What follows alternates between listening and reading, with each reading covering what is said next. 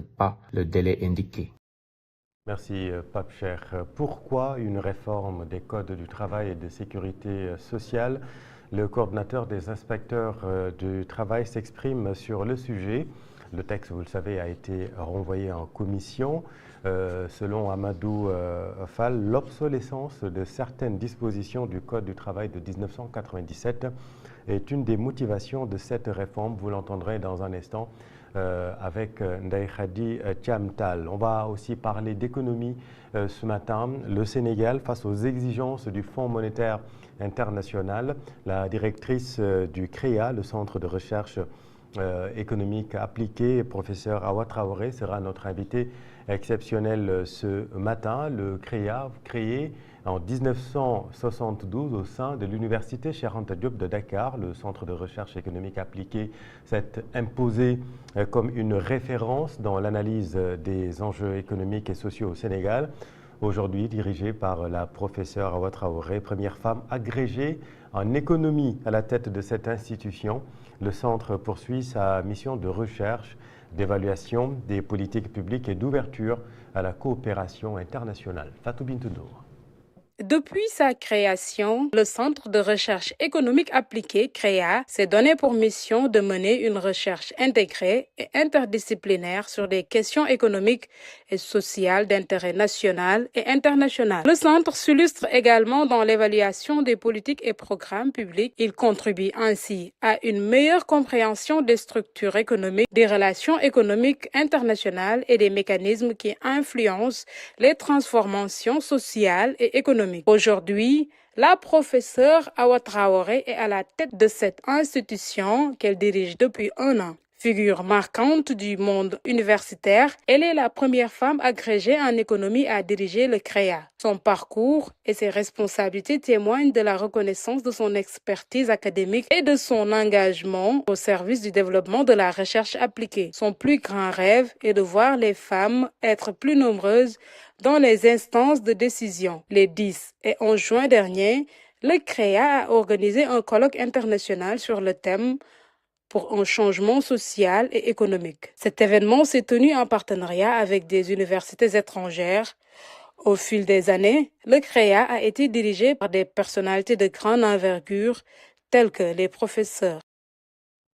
7h40, je vous le disais, réforme du Code du travail. Le coordonnateur des inspecteurs de travail décrypte les changements majeurs qu'elle implique. Amadou Fall, inspecteur de travail, s'est entretenu avec Ndeye Khady Thiam Tall. Regardez. Voilà, moi je me nomme Mohamedou Fall et je suis inspecteur du travail. Je suis le coordonnateur des inspections du travail au niveau de la Direction générale du travail. Alors, pourquoi réformer maintenant? Voilà, en fait, sur le pourquoi réformer, le code actuel, c'est un code qui date de 1997. Donc, mine de rien, aujourd'hui, ce code va avoir 30 ans ou 29 ans. Et entre-temps, il y a beaucoup d'évolutions concernant les relations de travail. Je vous donne juste l'exemple du télétravail, qui n'était pas réglementé, que notre disposition législative, c'est-à-dire le code du travail, méconnaissait. Aujourd'hui, on l'a maintenu dans le code du travail. Actuellement, on l'a inséré dans le code du travail.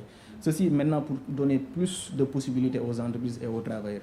On a vu également que beaucoup d'avantages ont été consacrés, notamment aux femmes salariées, dont le congé de maternité qui était de 14 semaines, maintenant c'est rallongé à 18 semaines.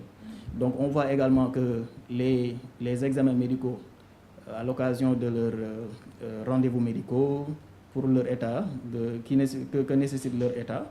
Donc ces temps-là qui sont passés au niveau des cliniques ou des centres de santé, ces temps-là sont considérés comme étant des temps de travail et sont rémunérés. Donc il y a beaucoup d'avantages qui sont consacrés pour les travailleurs. Voilà, donc c'est ça qui nécessite justement une certaine réforme du Code du travail. Avec ce nouveau code, le salarié pourra faire 8 contrats à durée déterminée de 6 mois, c'est-à-dire 4 ans sans CDI. Alors, la réforme de 2026, elle protège ou légalise la précarité du salarié? Oui, on a vu quand même qu'il y a une incompréhension, on peut le qualifier comme une incompréhension par rapport au CDD, mais dans le fond, rien ne change. Dans le fond, rien ne change. On peut juste dire que le CDD, à l'état actuel du Code du travail, le CDD peut être conclu pour une durée maximum de 2 ans, renouvelable une fois. Donc ça nous fait 2 ans plus 2 ans, ça nous fait 4 ans.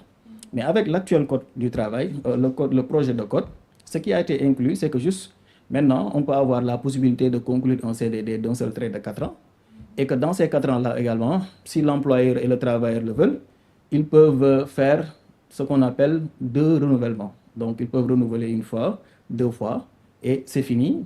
Le prochain contrat devra être un CDI. Donc, en réalité, sur la durée du contrat, rien ne change par rapport à ce qu'on a entendu depuis quelque temps, que le CDD pouvait aller jusqu'à 12 ans. Donc, il n'en est rien. C'est toujours les 4 ans qui sont maintenus, mais il y a maintenant des possibilités de renouvellement, voilà, qui sont augmentées. Ça, c'est pour les entreprises et également pour mieux améliorer la compétitivité des entreprises en matière de renouvellement des contrats de travail, mais aussi pour attirer davantage les investisseurs parce qu'un code du travail qui est rigide ne milite pas en la faveur de l'investissement étranger. Le projet parle aussi des licenciements pour motifs économiques.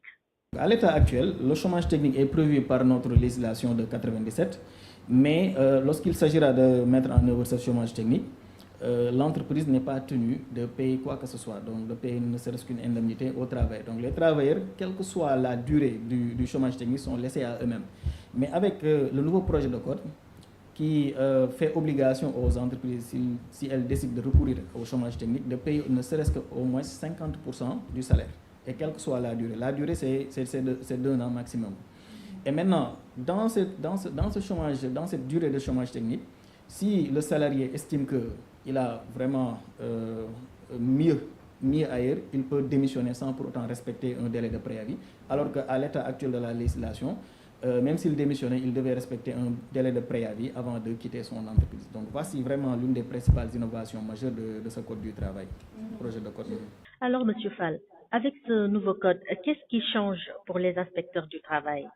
Oui, on peut dire que ceci résulte d'une très longue doléance venant des travailleurs, mais également au niveau même du syndicat des inspecteurs et contrôleurs du travail. Puisque ce qu'on a constaté depuis le Code de 1997, que les actions de l'inspection du travail, manquaient quand même d'efficacité en ce qui concerne la régularisation des manquements constatés au niveau des entreprises. Raison pour laquelle, pour se conformer aux conventions internationales de l'OIT, notamment la convention 81 sur l'inspection du travail, qui demandait à ce que tous les pays ayant ratifié cette convention puissent prévoir des sanctions qui seront applicables.